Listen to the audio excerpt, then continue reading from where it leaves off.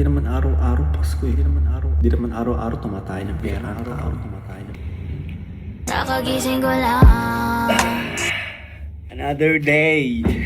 Another peso na naman. Tapos ko lang mag-compute. So yung mga natira, sa akin na to, natira na to eh. Ito sa business, hindi naman sa akin. Ito sa akin. Mga bari-bariya.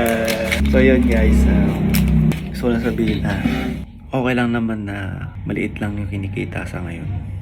Kasi parang mas maganda na isipin na lang natin na darating din tayo sa panahon na dodoble triple yung maliliit na kita ngayon. Kung tutuusin, hindi ko naman ginugusto talaga na magkaroon ng malaking pera. Pero kailangan. Magkaiba yung wants, magkaiba yung needs. So ano ba yung mga wants natin sa buhay?